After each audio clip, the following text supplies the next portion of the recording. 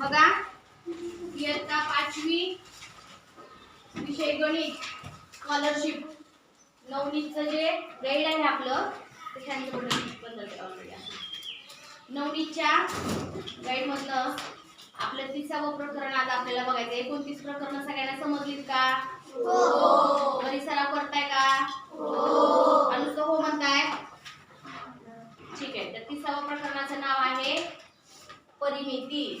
काय नाव आहे? परिमिती। मग आता मला सांगा परिमिती हा शब्द कधी ऐकलाय का तुम्ही? हो। हां, तर 4वी पर्यंतच्या गणितामध्ये आपल्याला परिमिती हा शब्द होता। मग परिमिती म्हणजे काय? तर जेव्हा एखादी बंदिस्त आकृती असते, म्हणजे कसली जरी आकृती असेल तर तिला कट नसायला पाहिजे कुठंच। ती आकृती कशी पाहिजे? बंदिस्त पाहिजे। बंदिस्त म्हणजे एकदम चिटकून। आता समजा हा त्रिकोण आहे, ती झाली बंदिस्त आकृती। तिला कुठेही असं मधून गॅप नाहीये। असं जर असेल तर ती बंदिस्त आकृती आहे का? नाही। म्हणजे तिच्या सगळ्या बाजू बंद आहेत, ती झाली बंदिस्त आकृती। मग कोणत्याही बंदिस्त आकृतीच्या बाजूंच्या लांबीची बेरीज, समजा आता इथं बाजूची लांबी जी आहे ती अशी आहे 3 3 2, तर बंदिस्त आकृतीच्या बाजूंच्या लांबींची बेरीज म्हणजे काय? परिमिती। परिमिती लक्षात आलं का? मग आपल्याला याच्यामध्ये त्रिकोणाची परिमिती, चौरसाची परिमिती आणि आयताची परिमिती आणि बहुभुजाकृतीची परिमिती। कशाची? बहुभुजा। बहुभुजा म्हणजे काय? जास्त भुजा, 2 3 4, 4 पेक्षा जास्त, त्याला म्हणायचं बहुभुजाकृती। आता 1 2 3 4 5 6 आहे तिथं। किती भुजा आहेत? 6। यायचं लक्षच नाहीये, खाली मुंडी घालून बसलाय। पुढे यायचा, एकटाच खेळत बसलाय त्या पुस्तकाशी। पुढे यायचं चल। बहुभुजाकृती। तर मग या त्रिकोणाची परिमिती आपल्याला जर काढायची तर आपल्याला काय पाहिजे त्याचं माहिती? सूत्र। सगळ्यांनी ह्याच्यामध्ये सूत्र पाठ करायचे। त्रिकोणाची परिमिती काढण्याचं एक सूत्र आहे। त्रिकोणाची परिमिती बरोबर त्रिकोणाच्या तिन्ही बाजूंच्या लांबीची बेरीज। हे झालं त्रिकोणाची परिमिती काढण्याचं सूत्र। मग इथे मी लिहिते त्रिकोणाच्या तिन्ही बाजूंच्या लांबीची बेरीज म्हणजे त्रिकोणाची परिमिती। मग मला सांगा बरं किती होईल? त्रिकोणाची परिमिती किती होईल? याच्यानुसार काढायचं म्हटलं तर 8 3 आणि 3 6 6 आणि 2 8। समजलं का? हे झालं त्रिकोण। आता यानंतर चौरस आहे। समजा हा चौरस म्हणजे काय? मी काल शिकवलं होतं चौरस आणि आयतामधला फरक शिकवला होता। चौरस आणि चौकोनामधला फरक शिकवला होता। चौरसाचा प्रत्येक कोण समान असतो, काटकोन असतो। काय असतो? काटकोन। आणि चारही बाजू समान लांबीच्या असतात। पण चौकोनाचं तसं आहे का?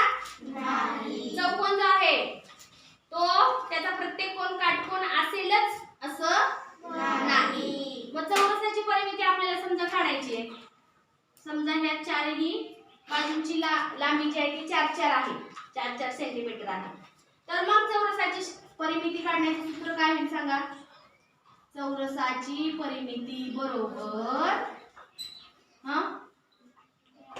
सांगा सूत्र तयार होईल 4 गुणिले बाजूंची लांबी, बेरीज नाही, बाजूंची लांबी।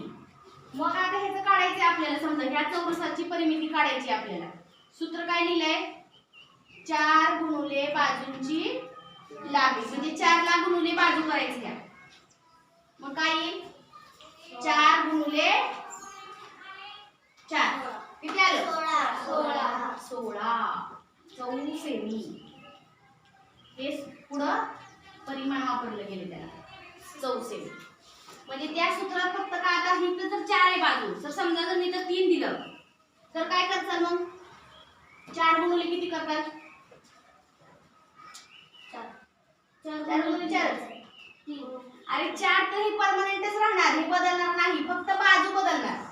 एखाद्या उदाहरणात 4 दिली असेल बाजू, एखाद्या उदाहरणात 3 देतील. मग तुम्ही काय करायचं, सूत्रामध्ये फक्त किमती घालायच्या. चौरसाची परिमिती बरोबर 4 गुणुले आणि जेवढी बाजू आहे तेवढं तिथं बाजूची किंमत टाकायची फक्त. त्याच्यावरून काय काढणार आपण, चौरसाची परिमिती. आता यानंतर आहे आयत. समजा आता ह्याची आयताची ह्या बाजूंची जी किमती आहेत त्या अशा आहेत 2 2 4 4. मग आयताची परिमिती बरोबर काय सूत्र होईल, आयताची परिमिती बरोबर 4 गुणिले बाजू, आयताच्या चारही बाजूंच्या लांबीची बेरीज. नाही, 2 लांबी अधिक 2 गुणिले रुंदी. म्हणजे बघा आयत जेव्हा आपण घटक शिकलो होतो तर त्या आयताच्या फक्त समोरासमोरील बाजू समान असतात. म्हणजे ही बाजू आणि ही बाजू समान आहे, वरची आणि खालची बाजू समान आहे. मग त्याच्यामुळे ह्या दोघांच्या किमती एकच येणार आणि ह्याची किंमत वरची आणि खालची एकच येणार. मॅडम 2 कंसात लांबी अधिक रुंदी पण येते. हा, कंस वापरला तरी चालतो, नाही वापरला तरी चालतो बरं का बाळा. 2 गुणुले कंसात लांबी म्हणजे तिथं गुणाकाराचं चिन्ह असतं.